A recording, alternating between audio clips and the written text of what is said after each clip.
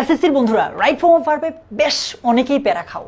এই ভিডিওতে আমি তোমাকে রাইট ফর্ম অফ ভার্বের একটা প্রশ্ন সলভ করাবো, এমন একটা প্রশ্ন যে প্রশ্নটা 4টা বোর্ডে এসেছে, একটা না দুইটা না তিনটা না 4টা বোর্ডে এসেছে, 4বার আর কি। ঢাকা বোর্ডে এই প্রশ্নটাই 22 সালে এসেছে, 16 সালে এসেছে, দিনাজপুর বোর্ডে 24 সালে এসেছে এবং ময়মনসিংহ বোর্ডে 23 সালে এসেছে। সো প্রশ্নটা আমরা সলভ করতে গেলে একদম বুঝে বুঝে প্রত্যেকটা শূন্যস্থান সলভ করবো, যাতে করে আমার পরীক্ষায় যদি এইটা চলে আসতে পারে, কিন্তু দেখো 4বার এসেছে, এইটা চলে আসলে যাতে আমি একদম ইজিলি উত্তর করতে পারি। এটা না আসলেও এটার মতো যদি প্রশ্ন আসে যাতে আমি বুঝে বুঝে ভালোভাবে উত্তর করতে পারি। কেমন? চলো আমরা মূল প্রশ্নে চলে যাই। সবার আগে আমরা বক্সের শব্দগুলো দেখি। Leg, build, reach, remember, lead. Be be বললে এম ইজ আর ওয়াজ ওয়ারই বেশিরভাগ ক্ষেত্রে আসে, বা মাঝে মাঝে এরকম আসতে পারে যে শুড বি, এরকম ইত্যাদি ইত্যাদি। Follow, idol, depend, work. কেমন? সো বলছে Bangladesh is full of natural resources. বাংলাদেশটা হচ্ছে প্রাকৃতিক সম্পদে পরিপূর্ণ। The prosperity of the country, এই দেশের যে সমৃদ্ধি আছে সেটা dash on the proper utilisation of the resources, মানে আমাদের এই যে রিসোর্সগুলো আছে, যে সম্পদগুলো আছে, এগুলোর যদি আমরা যথাযথ ব্যবহার করতে পারি, মানে ওইটার উপরই ডিপেন্ড করে আর কি এই দেশের সমৃদ্ধিটা। তাহলে কোনো কিছুর উপর মানে নির্ভর করা বোঝাতে কি হয়? Depend on. এখন এইখানে ডিপেন্ড আছে, এই তো আমরা কি এখানে ডিপেন্ডই বসাবো? একদমই না। কেন? রুলটা খুব ভালোভাবে বুঝো। বাকি সাবজেক্টের জায়গায় যদি একটা প্রিপোজিশন আসে, প্রিপোজিশনের আগের অংশটাকে আমরা মূল সাবজেক্ট হিসেবে ধরে নিব। সো দ্য প্রসপারিটি এটা হচ্ছে মূল সাবজেক্ট, যার কারণে বাক্যটাতে যে ভার্বটা দিব সেটার সাথে এস যুক্ত হবে। কেন? দ্য প্রসপারিটি হচ্ছে কি? Third person singular. কেন এটা থার্ড পারসন সিঙ্গুলার? আমরা জানি যে আমি তুমি ছাড়া ভবে আছে যারা, থার্ড পারসন তারা।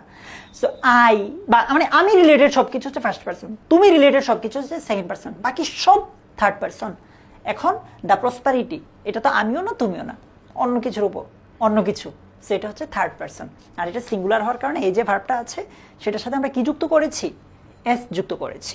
আচ্ছা, মনে রাখবা প্রেজেন্ট ইনডেফিনিট টেন্সে বাক্য সাবজেক্টটা থার্ড পারসন সিঙ্গুলার হলে ভার্বের সাথে এস যুক্ত হয়। এবার বলছে we should not dash lessee life, মানে বুঝাচ্ছে আমাদের উচিত না একটা অলস জীবন পার করা। ঠিক আছে, তাহলে উই শুড নট কি হতে পারে?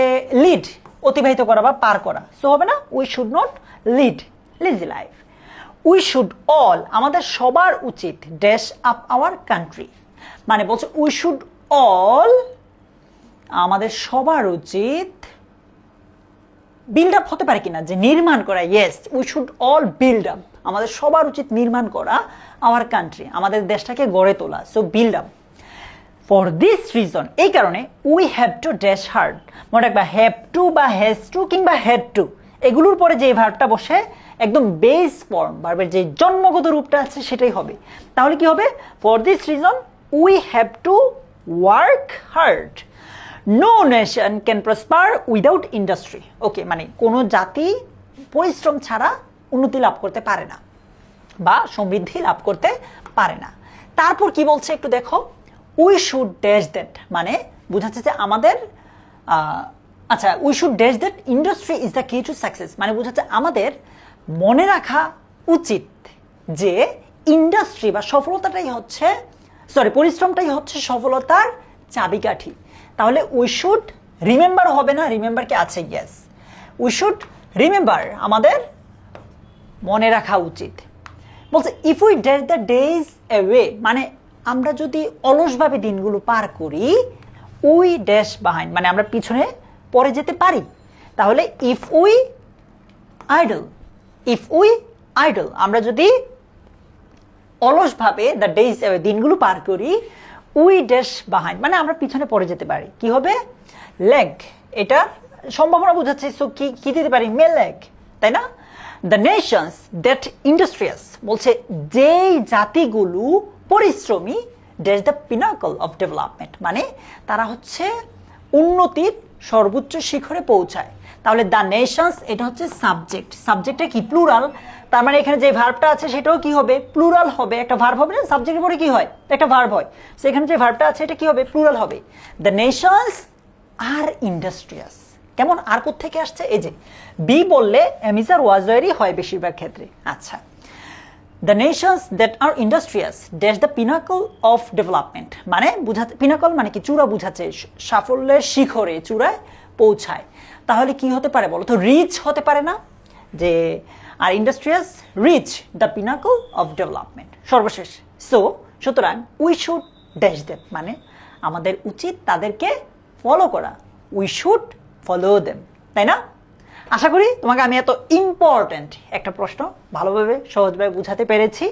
যদি তুমি এটা বুঝে থাকো, চলো একটু প্র্যাকটিস করি, যেটা হয়তো আমার পরীক্ষায় চলে আসতে পারে। এমন একটা প্রশ্ন আমি তোমাকে দিব, তুমি আমাকে একটু বলবা, মানে আমাকে কমেন্টে তুমি এই যে 4টা শূন্যস্থান আছে, এই 4টা উত্তর করে দাও। এটাও কিন্তু ইম্পর্টেন্ট। আচ্ছা, এই বোর্ডে এসেছে, ময়মনসিংহ বোর্ডে এসেছে, তোমার বোর্ডেও চলে আসতে পারে। প্রশ্ন কিন্তু রিপিট হয়। এই 4টা প্রশ্ন তুমি আমাকে কমেন্টে দাও, আমি তোমাকে একদম রিপ্লাই দিয়ে বলে দিব যে 4টাতে তোমার কয়টা হলো। কেমন?